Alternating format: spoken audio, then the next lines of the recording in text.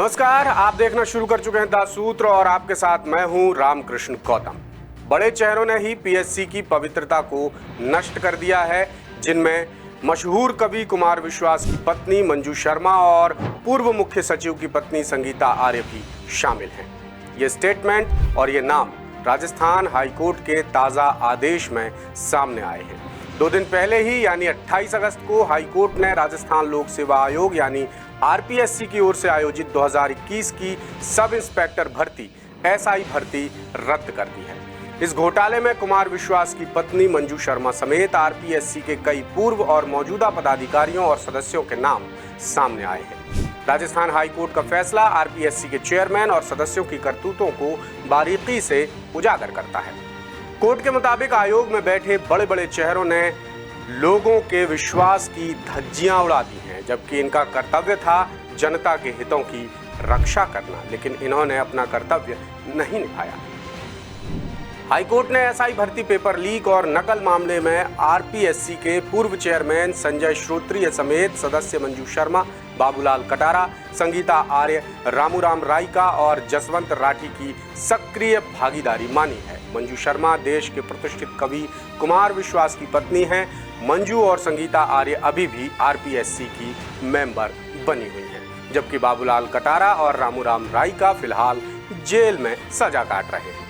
ये पहला मौका है जब एसआई भर्ती घोटाले में पूर्व चेयरमैन समेत तमाम सदस्यों के नाम बाकायदा पुलिस चार्जशीट और हाईकोर्ट के आदेश में आए हैं। एसआई भर्ती पर हाईकोर्ट के फैसले की पूरी जानकारी, भर्ती रद्द होने की वजह, आरोपियों के नाम समेत तमाम जानकारी द सूत्र 28 अगस्त को ही विस्तार से बता चुका है और आज हम हाईकोर्ट के आदेश के उन बारीक पहलुओं पर फोकस कर रहे हैं जिनमें आरपीएससी के बड़े चेहरों की करतूतें उजागर की गई हैं। हम बताएंगे कि कैसे इन चेहरों ने युवाओं के सपनों और भविष्य को चकनाचूर कर दिया। इससे पहले संभवतः ऐसा नहीं हुआ हो कि आयोग के अध्यक्ष सहित सदस्यों के नाम पेपर लीक या किसी दूसरी बड़ी गड़बड़ी में सरकारी और कानूनी रिकॉर्ड पर दर्ज हुए हों।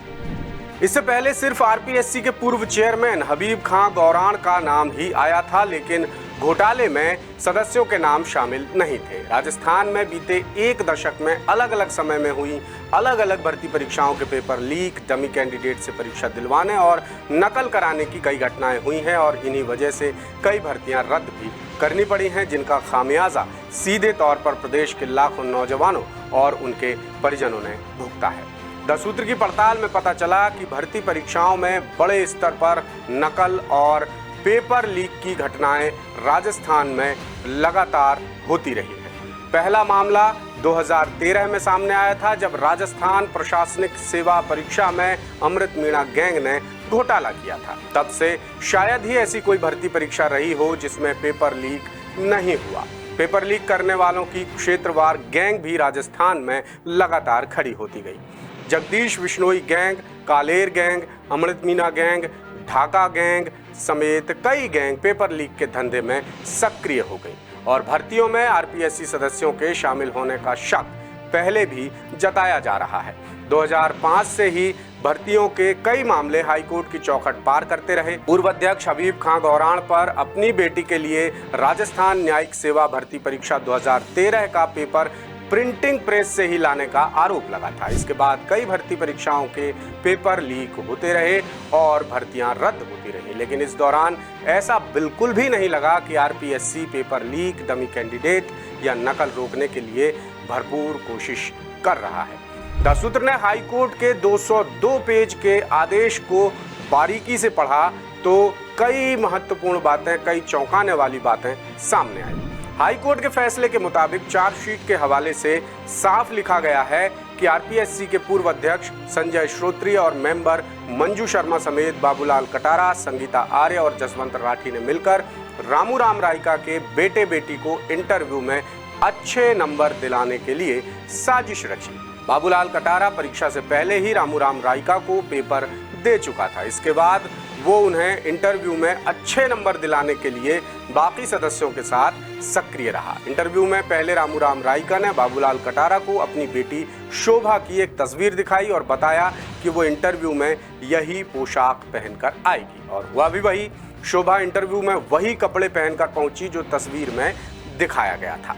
दरअसल आरपीएससी चेयरमैन ही इंटरव्यू बोर्ड का गठन करते हैं, इसलिए बाबूलाल कटारा ने राइका को चेयरमैन संजय श्रोत्रिय से मिलने को कहा। राइका ने श्रोत्रिय से मुलाकात की और बाद में उसने इसकी जानकारी बाबूलाल कटारा समेत बाकी सदस्यों को भी दे दी। संजय श्रोत्रिय से मुलाकात का नतीजा ये रहा कि शोभा राइका के इंटरव्यू पैनल में बाबूलाल कटारा भी शामिल था और उसने शोभा को 50 में से 34 नंबर दे दिए।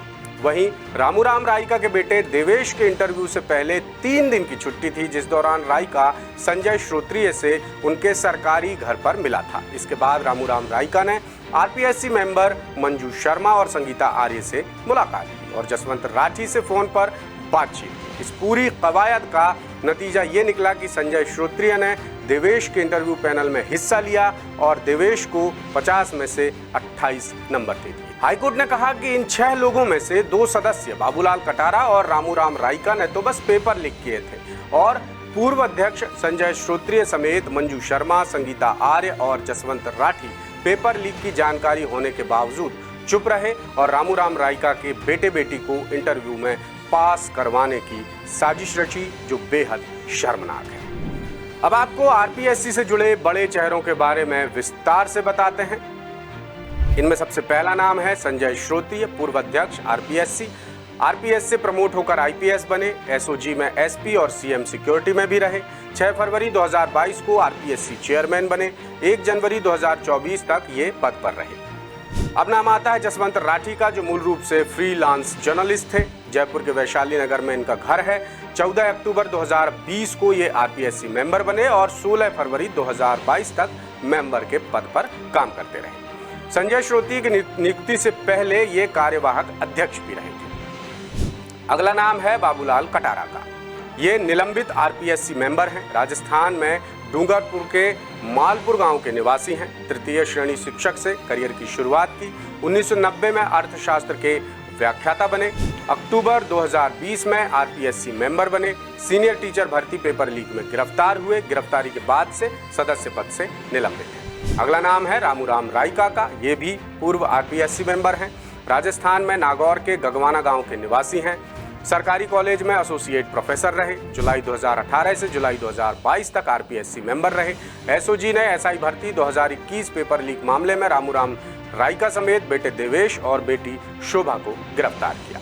अगला नाम आता है मंजू शर्मा का, जो अभी भी आरपीएससी की मेंबर हैं। मूलतः अजमेर की रहने वाली हैं और प्रसिद्ध कवि कुमार विश्वास की पत्नी है। ये कॉलेज में लेक्चरर रहीं और 15 अक्टूबर 2020 को आरपीएससी की मेंबर बनी और 14 अक्टूबर 2026 तक इनका कार्यकाल आरपीएससी में बतौर मेंबर बाकी है।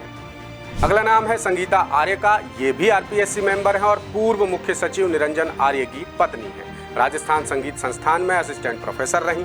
2013 में सूजत से कांग्रेस उम्मीदवार के तौर पर विधानसभा चुनाव भी लड़ा। 14 अक्टूबर 2020 को आरपीएससी मेंबर बनी और 13 अक्टूबर 2026 तक इनका कार्यकाल आरपीएससी में बतौर मेंबर बाकी। इन लोगों को लेकर कोर्ट ने दो टूक कहा कि पेपर लीक और नकल सिर्फ बाहरी असामाजिक तत्वों का काम नहीं था, बल्कि इसमें आयोग के सदस्यों की भी पूरी भागीदारी थी। आरपीएससी सदस्यों के विश्वासघात ने भर्ती प्रक्रिया की शुचिता बनाए रखने वाली संस्थाओं में विश्वास का संकट पैदा कर दिया है। लेटेस्ट, इन्वेस्टिगेटिव और इन डेप्थ खबरें देखने के लिए ज्वाइन कीजिए द सूत्र का व्हाट्सएप चैनल, सब्सक्राइब कीजिए यूट्यूब चैनल, लाइक कीजिए फेसबुक पेज और पढ़ते रहिए वेबसाइट www.dasudr.com।